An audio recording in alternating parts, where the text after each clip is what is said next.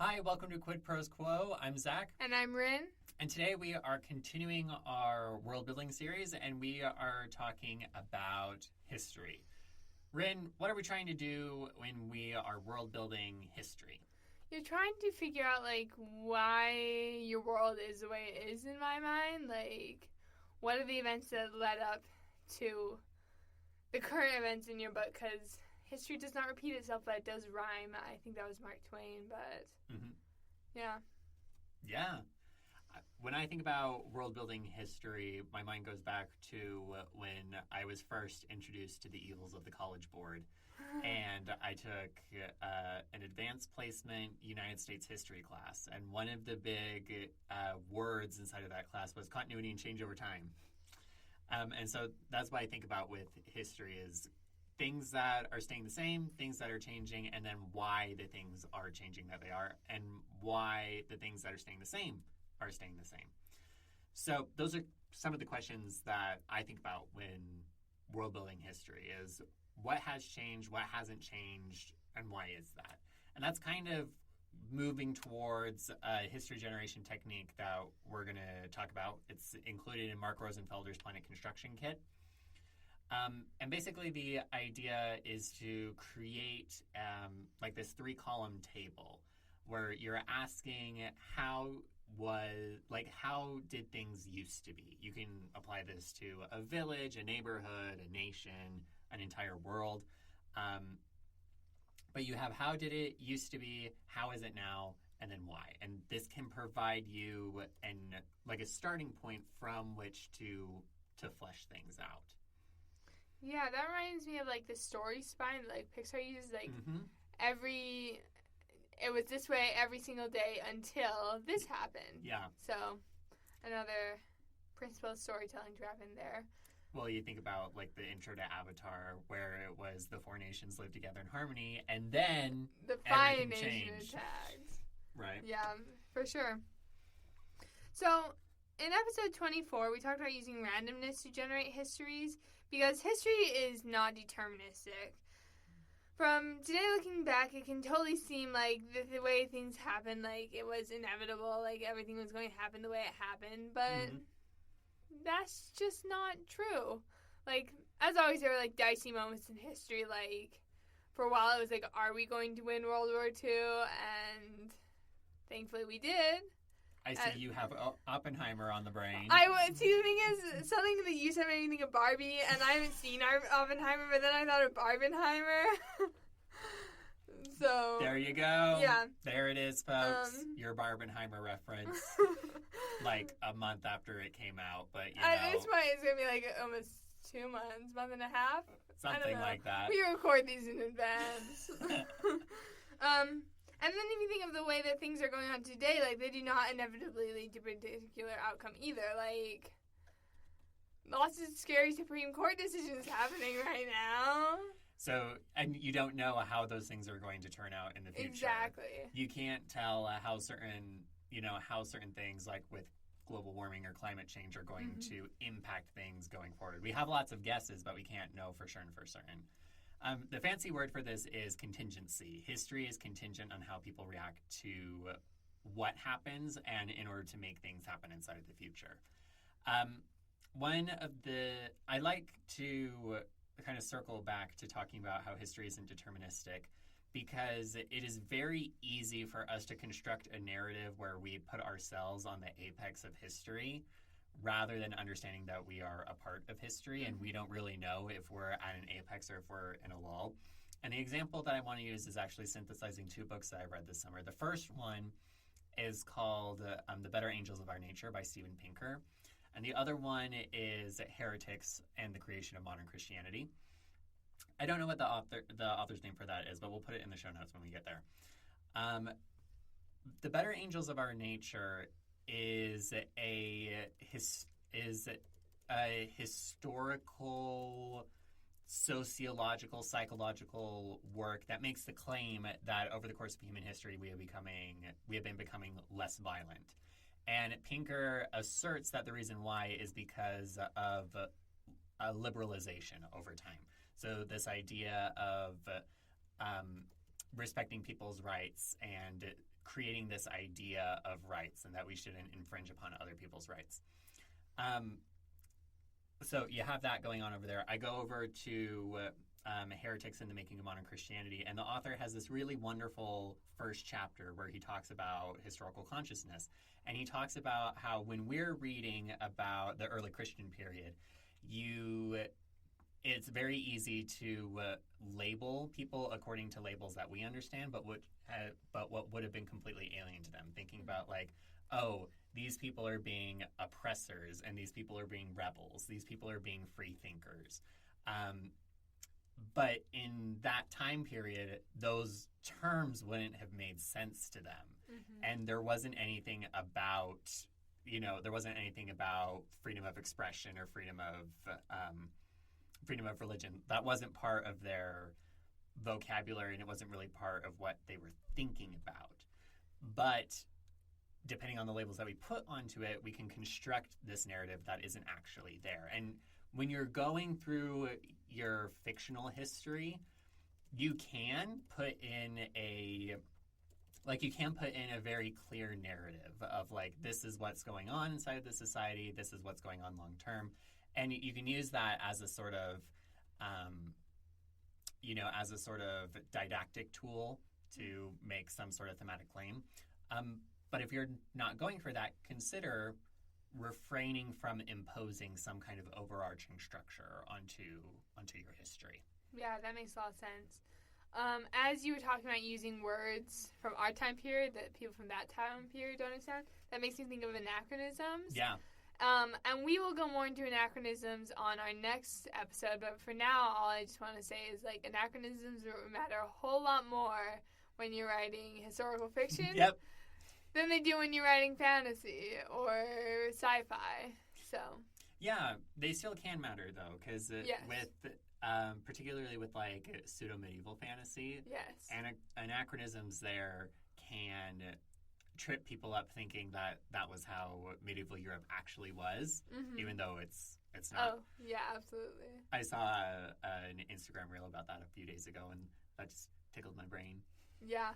It also makes me think all over TikTok, well, like 3 weeks ago, everyone was like, can you use the word champagne in fantasy? Because that implies that there's a Champagne region of France in your fantasy world. Yeah. My thoughts on it was you can, because you can.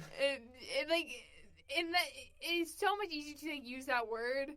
And like, anyways, you can go watch my TikTok on it if you want to know everything I said about it. I'm at ZK Jensen Author on TikTok. But also, that makes me think, I was writing in my Dawnless novel, which I finished the first draft of, by the way. Woo! But I was like, could I have champagne in this? And then I looked up, and it's set in, like, the early, like, 1700s, which is, like, right before champagne was invented. Oh! So that, because, like, it's a French-inspired place, it would be perfect to, like, use champagne, but I'm like, it's right before, like, Perrault's version of Sleeping Beauty was written, like 2 years before champagne was invented. And I'm like, gosh darn it. You don't want to just scoot up the timeline a couple of years and it's not going to blow everything up? I didn't care enough about the champagne. Fair enough.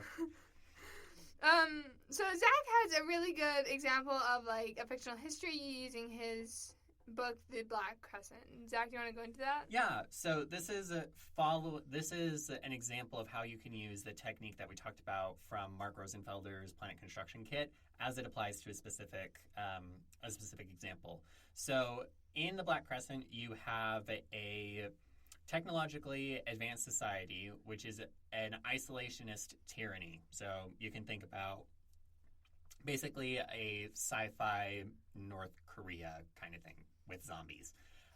But it didn't always used to be that way. It used to be a technologically advanced global society. So you have the starting point and you have the ending point. What changed? There was a global conflict that concentrated technological knowledge in a small number of people who became tyrannical warlords. So you start off with that, and then you can build on it. And inside of the Black Crescent, there is much more development about the history and about how the history is mythologized by people who are interested in propping up the state of affairs as they currently are, versus how the history is mythologized by people who are trying to overthrow the state or who are trying to seek a different status quo. Yeah, that brings up a really good point about how is history like told in your world and there's like what actually happened. And then you get like into like revisionist history for your fantasy world, and it's super fun. I feel like one idea we've been dancing around that I just want to say explicitly is you should use timelines. Like timelines are so useful, and then like if you have your timeline like written in a notebook, like dog ear the page or something, like don't lose that timeline, because when you like after you take a break from the project to like let it rest, as many people do after their first draft, it's so hard to remember.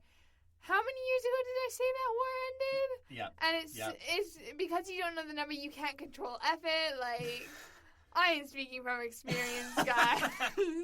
Just you make a timeline, don't lose it. It will be so helpful. Yeah, if you're a digital person, Aeon Timeline is a good software that you can use to build it up. It's relatively cheap, all things considered. If you're just buying it to buy it, if you do a subscription, then it's a little bit pricier. But that's another option. You can do a handwritten version, digital version. Those both work really well. Yeah. Another idea relating to timelines is if you are doing, and this takes us back to anachronisms a little bit, but if you're doing like specific numbers, you got to be careful. Especially, I feel like in fantasy, where it's like second world fantasy, I feel like it's less of a problem. Yeah. But if you do like sci-fi, like the year is 2049, and then we have all these advancements, or this happened, and then like, you're like, oh, we're not going to be that technologically advanced by then, or like, I don't know, we get to 2049 and the world has just ceased to exist because of global warming. They're like, well, that book was wrong, and someone's going to be very bitter about that. Yeah, you do run into that. It makes me think about the big to-do about Back to the Future. When the day came when Marty McFly went into and everyone was like, well, have we lived up to this? And it's like, obviously we didn't. It was a sci-fi movie and they invented time travel in the 80s. Like, come on. We don't have our hoverboards. It's so sad. I would love a hoverboard. I would be so bad at it. But it would be fun. Yes, it would. But just like so many injuries. Well, if it's anything like riding a motorized unicycle, I bet it would be tons of fun, because I love motorized unicycles. I did not know this about you. I do. Fun. Yeah, I learned how to ride them when I was living in California, weirdly enough. Oh, that's so funny. I love that. Okay. But also, I have this note that I made when we prepped these episode notes like 3 months ago. Because that's how far in advance we plan, guys. A little bit. Sometimes we just plan in advance, then we don't record for a month and a half. Like, yep. We're just really, we're just on top of things. But like, if the culture's measurement of time is different, you can get around this. Which, like, I'm in the middle of Brandon Sanderson's second secret novel, which is, like, The Frugal Wizard's Guide to Surviving Medieval England. I don't know if you've read it. I'm, like, nope. I'm not super invested in it. It's not my favorite of his works. But it's, like, he's trying to, like, place where he, like, what dimension he is in, like, and what version of, like, medieval England he's in. Which I don't think that's a spoiler. I think that's just the premise of the book. Like, I'm not worried about spoiling it for you guys. But because they, like, measured everything is, like, it's like our world, but slightly to the left, like 3 inches to the left. Like, it doesn't matter as much. He's like, hey, have you guys, like, found the water wheel yet? And then they're like, did you not see the one right over there? So, anyways. So there's that measurement of time when you're talking about, like, inventions and stuff, which we will get into more in the next episode of achievements. Yes. You can also use things like generations, moons. If you wanted to get really spicy, solar flare cycles. Ooh. If that is relevant to your to your setting. Yeah. Or in the case that I just finished reading the 5th season, and they talk. The N.K. Jemisin talks about years since the last season.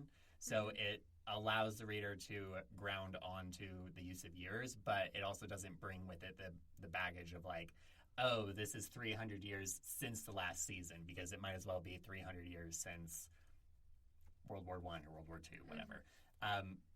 But you still don't get bogged down in thinking like, well, if it's the year 300, then you shouldn't have X, Y, and Z thing, and you should have A, B, and C thing.